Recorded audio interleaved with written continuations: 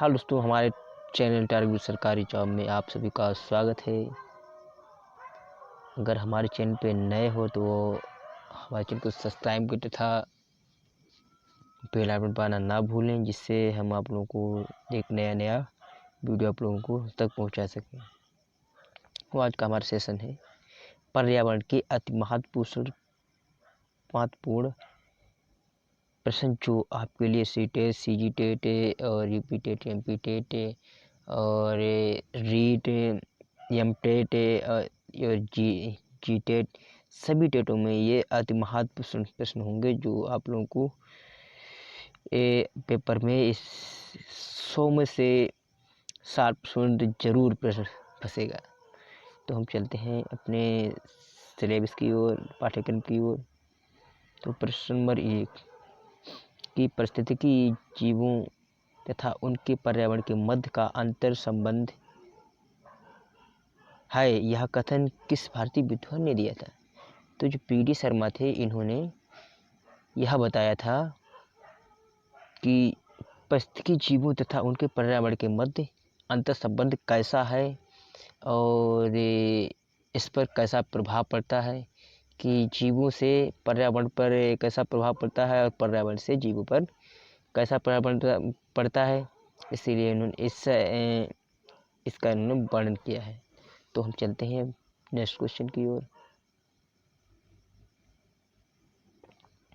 सिमलीपाल जीव मंडल आवास कौन से राज्य में स्थित है? तो सिमलीपाल जो जीव मंडल आवास है वह हमारे उड़ीसा में स्थित है। अब उड़ीसा की हम बात कर लें तो उड़ीसा की राजधानी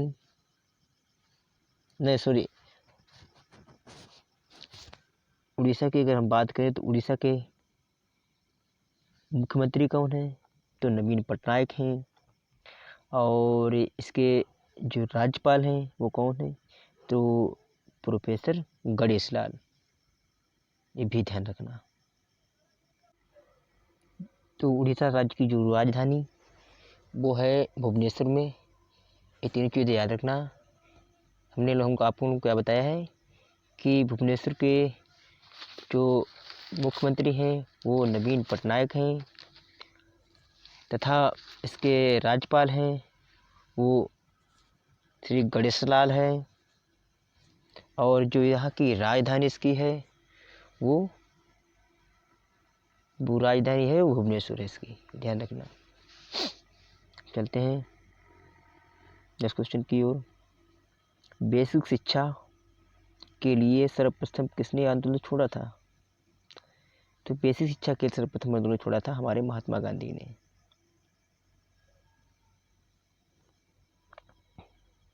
जो हमारे महात्मा गांधी थे, इन्होंने बेसिक शिक्षा के लिए इन्हें आंदोलन छोड़ा था, आंदोलन किया था, छोड़ दिया था, आंदोलन छोड़ा था। चलते हैं नेक्स्ट क्वेश्चन की ओर। सल्फर डाइऑक्साइड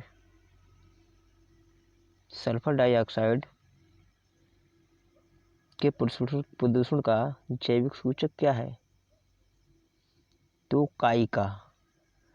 जो सल्फर डाइऑक्साइड के प्रदूषण से क्या होता है कि काई जम जाती है। तो ऐसे हम आप लोगों को बता दें, एक उदाहरण देते हैं कि जो ताजमहल हमारा है तो इस पर जो सफ़ेद से इसका रंग क्यों प्रवृत्त हो रहा है? तो वो सल्फर डाइऑक्साइड के प्रदूषण के कारण उसका रंग बदल रहा है। और बड़ी बड़ी इमारतें जो होती हैं उसका भी रंग सल्फर डाइऑक्साइड के प्रदूषण के कारण ही उसका गंदा हो जाता है। ये भी आप ध्यान रखना। हम चलते हैं नेक्स्ट क्वेश्चन की ओर। तो भारत के निम्नलिखित राज्यों में से किसने हाल ही में हरितगृह कृषि आरंभ की है? तो हरितगृह कृषि आरंभ किसने की है? तो हमारा ये पंजाब राज्य है। जो पंजाब राज्य है वो वहाँ पर ज़्यादातर गेहूँ और धान की खेती होती है, जो यहाँ पे सारे देशों के लिए उसकी भरपाई की जाती है। और आप लोग बता दें कि पंजाब की जो राजधानी है वो चंडीगढ़ है, और इसके वर्तमान में मुख्यमंत्री इसके जो वर्तमान में मुख्यमंत्री हैं वो चरणजीत सिंह चन्नी है, तथा इसके जो राज्यपाल हैं पंजाब के वो हैं बनवारी लाल पुरोहित, ये भी ध्यान रखना। अब हम चलते हैं, तो यहाँ पे पंजाब में कौन सी योजना का प्रारंभ किया गया हाल में, तो हरितगृह कृषि आरंभ की गई थी, तो पंजाब में की गई थी। अब चलते हैं नेक्स्ट क्वेश्चन की ओर। गिर पार्क किस राज्य में स्थित है? जो गिर पार्क है वो किस राज्य में स्थित है, तो हमारे गुजरात में है।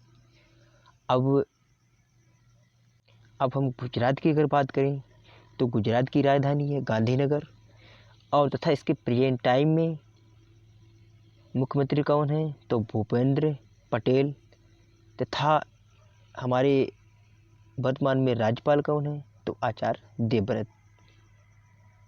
नेक्स्ट क्वेश्चन, एक कृत्रिम पारिस्थितिकी तंत्र निरूपित किया जाता है, किसके द्वारा किया जाता है, तो कृषि भूमि द्वारा। जो कृषि भूमि द्वारा हम पारिस्थितिकी तंत्र को निरूपित कर सकते हैं, किया जा सकता है, तो इसका बिल्कुल सही है कि कृषि भूमि द्वारा निरूपित किया जा सकता है एक कृत्रिम पारिस्थितिकी तंत्र को। चलते हैं नेक्स्ट क्वेश्चन की ओर। प्राकृतिक तंत्र के विकास की व्याख्या की जाती है, तो किसके अंतर्गत की जाती है, तो तंत्र के स्व संतुलित विकास के आधार पर की जाती है।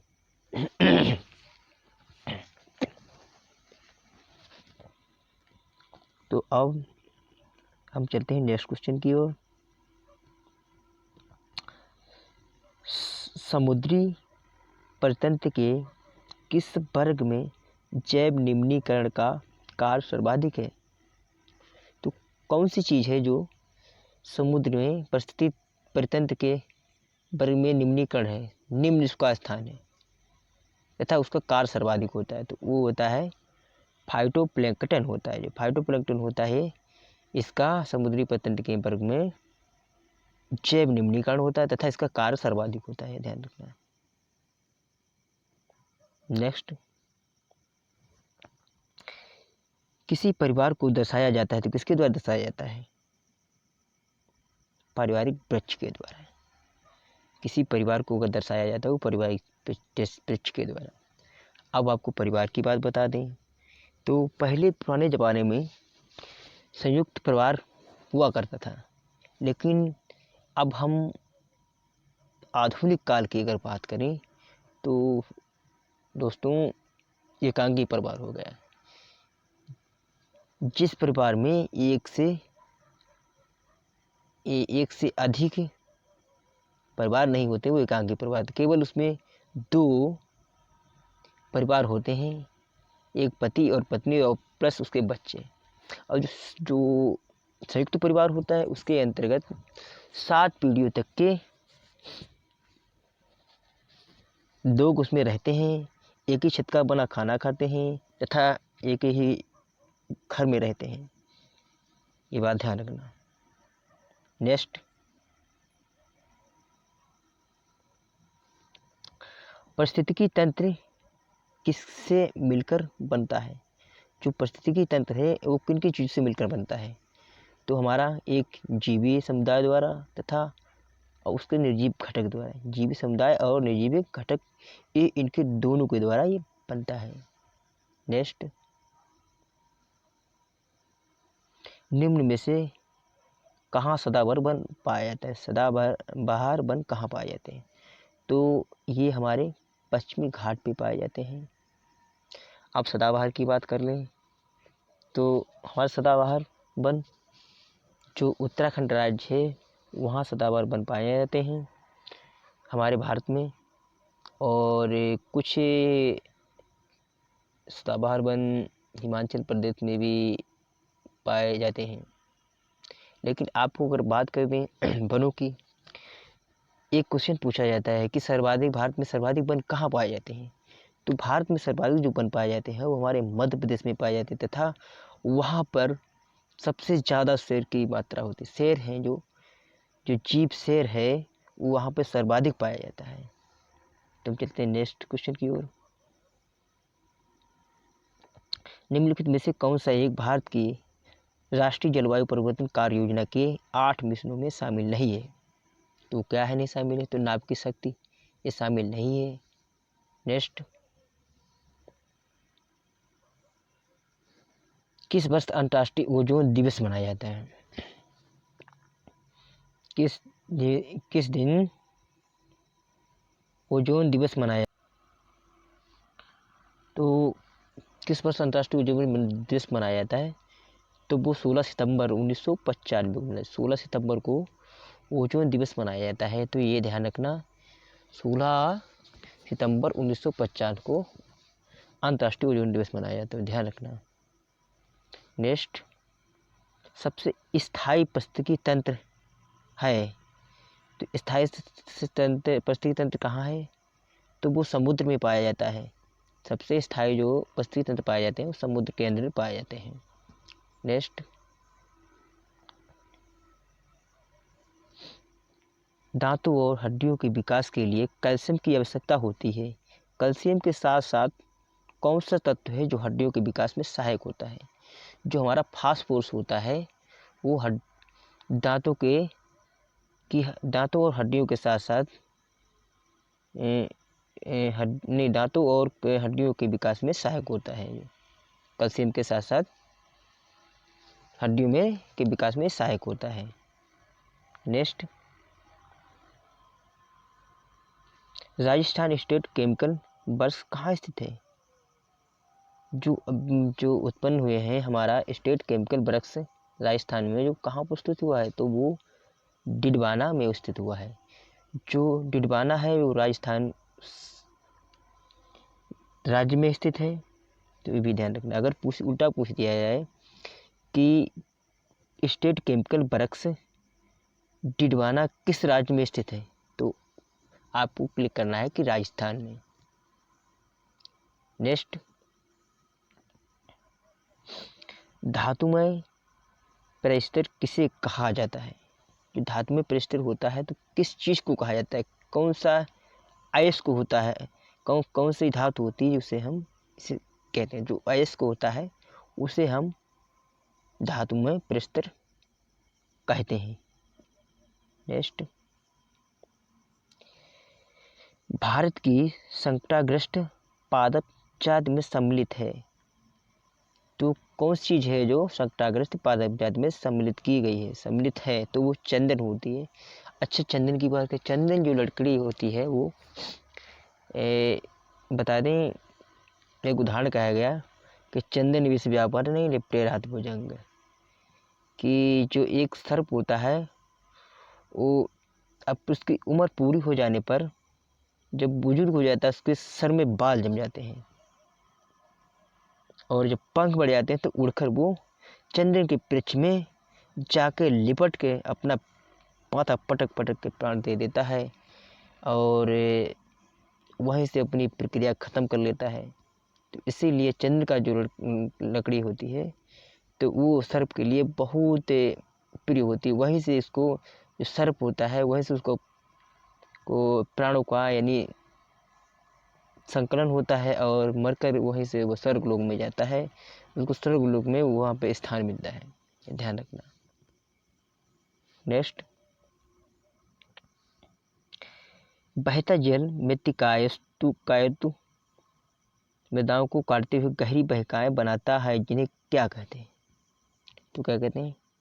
अवनलिकाएं, अवनलिकाएं कहते हैं उन्हें। अवनलिकाएं कहते हैं, किसे अवनलिकाएं कहते हैं? कि बहता जल मृत्तिका युक्त मृदाओं को काटते हुए गहरी बहिकाएं बनाता है, उसे हम कहते हैं अवनलिकाएं कहते हैं, अवनलिकाएं कहते हैं। नेक्स्ट, विश्व में जल संकट का प्रमुख कारण है। तो क्या कारण है? जो विश्व में जो जल का प्रमुख कारण है वो नगरीकरण है। अब नगरीकरण में ये कारण है क्योंकि वहाँ पे विभिन्न प्रकार की परेशानियाँ उत्पन्न होती हैं। जैसे वहाँ पे पानी का संकट रहता है और जो पानी साफ नहीं आता है, जिस चक्कर से वहाँ पे बाहर से पानी मंगा के उन लोगों को शहर में दिया जाता है, जिससे वो पीने योग्य होता है। वैसे तो बात करें नगरीकरण में पानी पीने योग्य नहीं होता है, वहाँ पे बदबू देता रहता है। जैसे अपनी दिल्ली की बात करें तो वहाँ पे पानी बिल्कुल खारा है, कहीं पे खारा होता है, किसी राज्य में किसी राज्य में चिपकना पानी होता है। तो इसीलिए जल संकट की जो समस्या होती है वो नगरीकरण में है, बड़े बड़े नगरों महानगरों में। नेक्स्ट, 10% नियम दिया जाता है। किसके लिए दिया, किसके द्वारा दिया गया था? जो लिंडमान द्वारा, जो लिंडमान थे, इन्होंने 10% नियम दिया गया, ये कहा था। नेक्स्ट, घरेलू उत्पादों पर अंकित इको मार्क का संबंध था। तो किस पे था? तो वो पर्यावरण अनुकूलन से था। जो पर्यावरण अनुकूल था उससे घरेलू उत्पादों पर अंकित इको मार्क का संबंध था। नेक्स्ट,